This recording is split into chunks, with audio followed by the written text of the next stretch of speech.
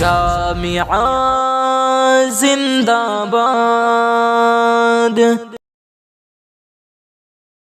अस्सलामुअलैकुम रहमतुल्लाहि व बरकातुहू। वालेकुम सलाम व रहमतुल्लाहि व बरकातुहू।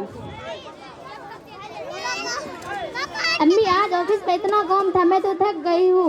अम्मी भाभी कहीं दिखाई नहीं दे रही है। वो तो सदा सोती रहती है। जब भी मैं ऑफिस से आती हूँ तो भाभी मुझे दिखाई नहीं देती है।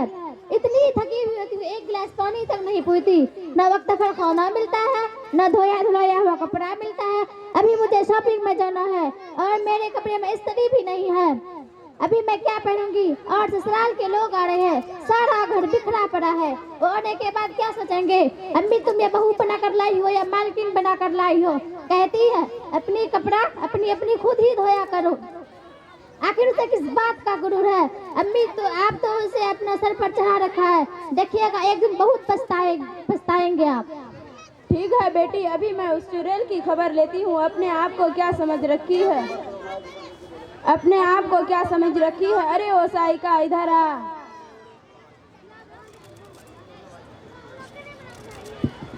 क्या बात है अम्मी? चल बड़ी आई अम्मी की बच्ची, तुमको मैंने बहू बनाकर लाई या मालकिन? तुम सब पर हुकूमत करने के लिए आई हो। तुम सब पर हुकूमत करने के लिए आई हो। तुम आरिफा के कपड़े क्यों नहीं तैयार किए और उसे वक्त पर खाना क्यों नहीं देती हो? और आज मालूम है आज ससुराल वाले आ रहे हैं तो तैयारी क्यों नहीं की? ये गलत बात है अम्मी। मैं तो वक्त पर खाना भी देती हूँ और कपड़े भी बराबर धो लेती हूँ।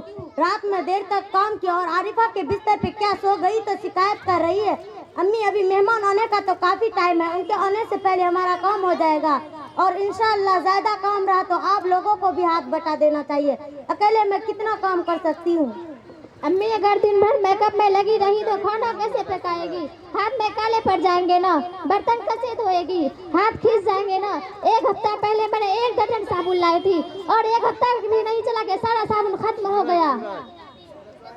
हाय अल्लाह, मैं तो साबुन और क्रीम ला ला कर थक गई हूँ। कभी तो ये खत्म, कभी तो वो खत्म, कभी तो आँख से देखा होगा तब ना। जब से ये घर में आई सारी बरकतें खत्म हो गई है। अम्मी और रही बात साबुन और क्रीम की तो तुम्हारा बेटा खुद ही कहता है जरा बंठन के रहा करो। अकेले मैं थोड़ी ही ना इस्तेमाल करती हूँ और आप भी और आपकी बेटी भी इस्तेमाल करती है। तू मेरी बेटी को कहने वाली कौन होती हो? और तेरा बाप ला के देता है क्या? अम्मी अब तक जो कुछ भी हुआ मैं इस बात से माफी चाहती हूँ कि मेरे शादी के वक्त मेरे माँ बाप से जितना हुआ उन्होंने दिया। तू क्या लाई है भिखारी? अगर 1 महीने के अंदर तू सारा दहेज का सामान नहीं लाई तो देखना मैं तेरा क्या करती हूँ। और आने दो मेरे बेटे को, मैं तुम्हें आज ही घर से निकाल दूंगी। अम्मी अब तक जो कुछ भी हुआ मैं इस बात से माफी चाहती हूँ कि मेरे शादी के वक्त मेरे माँ बाप से जितना हुआ उन्होंने दिया। अब मैं उतना नहीं ला सकती हूँ। चल भाग यहाँ से। अस्सलामु अलैकुम व रहमतुल्लाहि व बरकातुहू। वालेकुम सलाम व रहमतुल्लाहि व बरकातुहू। आइए बैठिए। बच्चे आरिफा तुम्हारे ससुराल वाले आए हैं, चाय नाश्ता लाओ।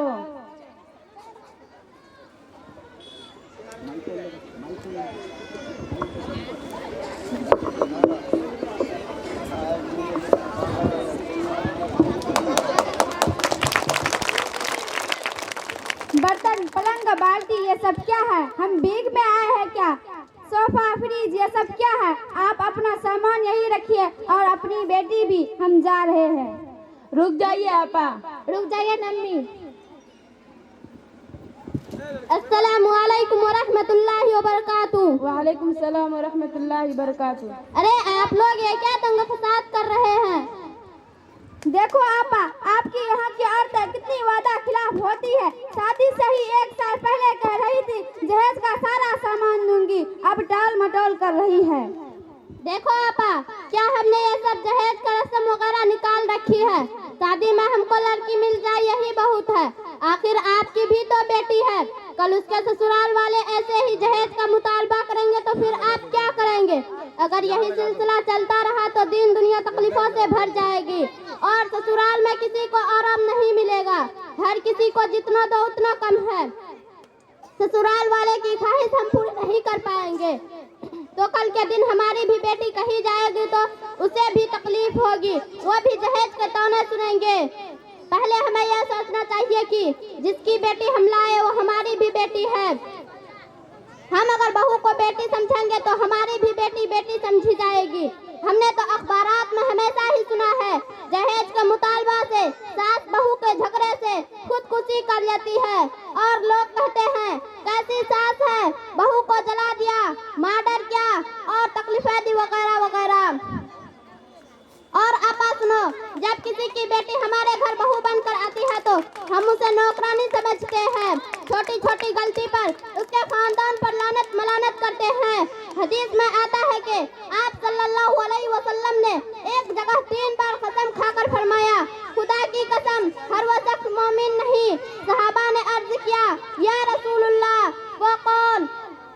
आप सल्लल्लाहु अलैहि वसल्लम ने फरमाया, उनकी शरारत से उनका पड़ोसी महफूज न रहे। अब आप खुद ही सोचिए, पड़ोसी के बारे में इतना वईद होता है तो जो खानदान का एक फर्द बन चुका है तो उसको गुनाह देना कितना बड़ा गुनाह है। इसलिए मेरी माँ बहनों से गुजारिश है कि अपने घर आने वाली बहू को बेटी समझे और उसके मोहब्बत के खजाने खोल दे। आपा आपने ही हमारी आंखें खोल दी। अब तक हम अंधेरे में थे, एक दूसरे को तहमत करना, एक दूसरे को जलील करना, यही हमारी जिंदगी का पैसा बन चुकी है। आपा मुझे माफ करना, मैंने आपसे दहेज का मुतालबा किया है। मैंने माफ किया, अल्लाह भी माफ करे। बेटी जरा बहू को बुला लाओ। भाभी क्या बात है अम्मी? बहू मुझे माफ कर दो, मैंने तुम्हारे साथ जुल्मत किया और दहेज का मुताबला किया। मैंने भी माफ किया, अल्लाह ने भी माफ किया। शुक्रिया, हम सबकी आंखें खोल दी। हम सब मिलजुल कर रहेंगे इंशाअल्लाह। अस्सलाम वालेकुम। अस्सलाम वालेकुम रहमतुल्लाहि व बरकातहू।